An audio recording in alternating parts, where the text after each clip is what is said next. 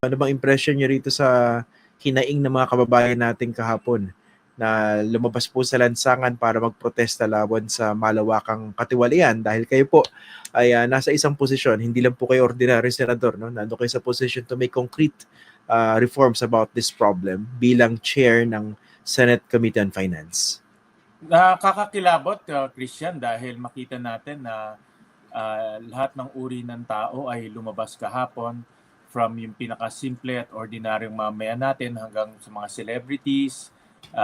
May mga ibang mga tao na pumunta at nagpahiwatig ng kanilang pagkakadismaya dito sa issue ng korupsyon.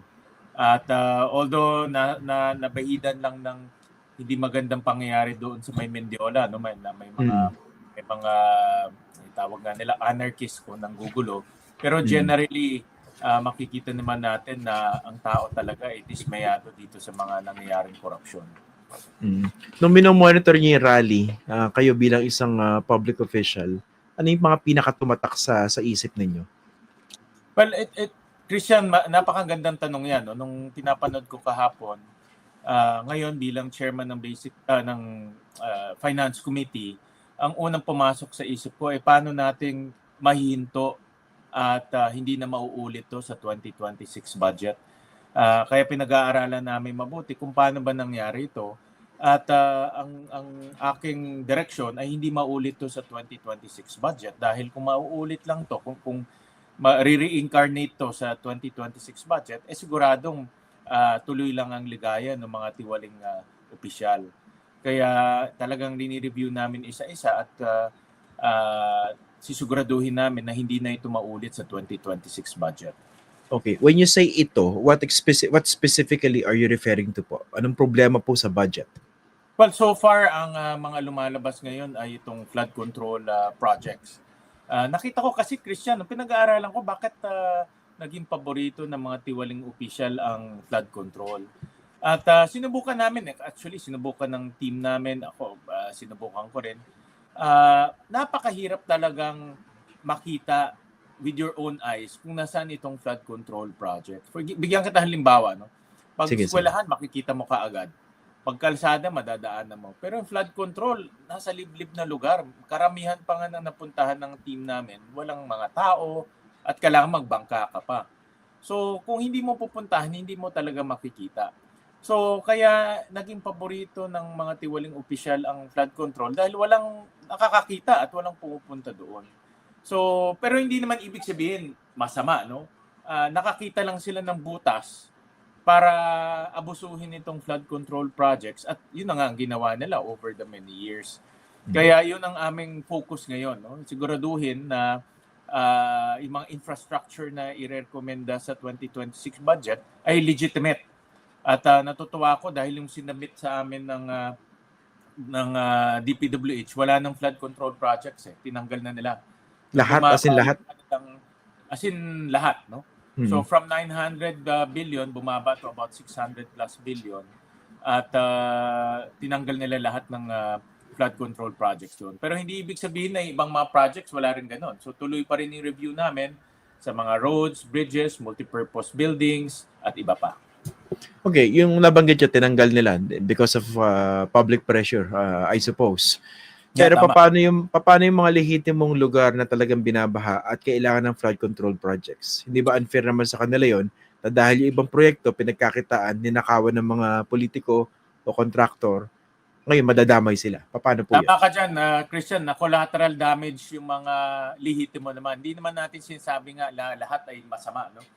May mga pinuntahan kaming mga, for example, flood pumps na legitimate naman, may pinuntahan kami mga dikes na legitimate naman.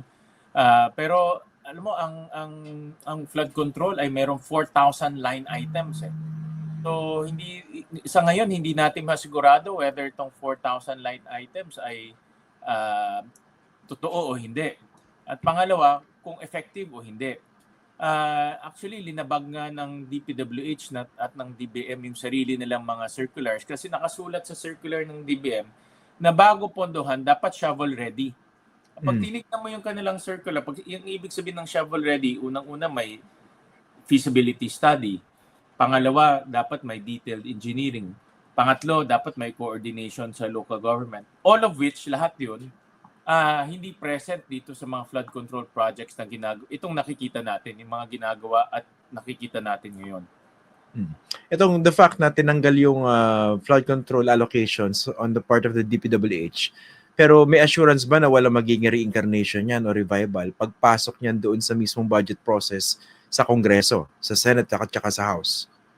Dito kami sa Senate, and I can majority naman nakausap ko, no? I can speak with a lot of confidence na majority sa amin, halos lahat na nakakausap ko, ayaw na nila ng flood control, at least for now. Meron pang 350 billion pesos na hindi pa nagagastos from previous years for flood control. Kaya kahit nawala for 2026, meron pa namang mga construction na gagawin to dahil may mga natitira pa. Pero karamihan ng mga senador na nakuusap ko na nag-agree sila kasi ang unang proposal ko tanggalin talaga lahat at ilagay sa education. Lahat naman sila ng nakakausap ko agree. Ngayon kung tama ka, no, dahil ang budget process hindi lang Senado, meron pang Kongreso 'yan. So dalawa kami ang dapat mag-reconcile niyan. At least sa amin, no, sisiguraduhin namin na hindi na makakapasok 'yan sa 2026 budget. So, estimate niyo, Senator, kasi may mga nagtatanong sa akin, sinasabi, magkano ba kaya yung ninakaw talaga rito sa flood control allocations na ito? Sinasabi ng iba, billion-billion. Sinasabi ng iba, baka sumampa na sa trillion. Ang sinasagot ko, hindi pa natin alam yung ceiling Kasi hindi pa natin alam gaano katindi nakawan dito. Pero sa pagtansya ninyo, magkano ba yung perang pinag-uusapan natin dito na naibulsa ng mga politiko, DPWH officials, at saka contractors? More or less makakakuha ka ng ballpark figure. Hindi ka magkakaroon ng accurate figure diyan kasi corruption 'yan Oh. Diba? Ang corruption naman wala namang yung official receipt, no? Lahat 'yan ay puro mga based on testimony. So, if we do the simple math, ang allocation more or less lang ang allocation ng flood control a year is about, sabihin na natin more or less nasa around 250 billion. Ang lumalabas ngayon, ang kickback nasa around 40%. So 40. lumalabas yan, 'di ba? Lumalabas, sinabi ni narinig ko doon sa mga testimonies, 40% ang kickback. So kung 250 yan, so more or less sa mga around 110 billion o yung 40%, more or less. Ngayon nagre-range Meron sinasabi sila na 20% to 40%. So, lumalabas yan, siguro more or less nasa mga around 40 billion ang minimum to around 100, more or less 110 billion. Yan ang range. Yan ang range. Based doon sa testimonies na narinig ko doon sa Blue Ribbon. Kasi may mga testimony, di ba? Yeah. 40% sa ganito, 10% kay ganyan. So, kung i-estimate mo yan at 250 billion, nasa around, more or less minimum of 40 billion to around 110 billion. So that explains kung bakit itong mga Nepo babies, itong mga Nepo vibes, ang daming pambili. Billion to Christian, hindi to million, no? Hindi to billion niya billion, no? So talagang talagang pinagyayabang nila yung kanilang kayamanan dahil biglang umusbong yung yaman nila Parang pinag-usapan dito, hindi lang isang mansion, di ba? Multiple mansions, nakabahay sa ibang bansa, hindi ba? Correct. Yun ang mga So, hindi pa natin pinag-uusapan dito yung ghost project kasi parang lumalabas sa mga testimonies na marami ring ghost project. Pag ghost project, ibig sabihin 100% binulsa. Diba? So, hindi pa natin nakukuha nun, no? So, ilan line items pa lang nakikitang ghost project. But definitely, bottom line, may corruption. And, basically, yung estimate nyo pala, yung 40 to 110 billion, ano pa lang to, substandard. Ibig sabihin natuloy, pero yung naiong pondo para sa actual project, konting-konti na lang dahil corrupted yung malaking substandard at hindi up to specifications. Kasi nung nag-inspect yung team namin, meron kaming mga na-detect na, for example, gagawin nila, let's say lang 10 kilometers. Ang ginawa, 2 kilometers lang. Ang ginawa, 3 kilometers lang.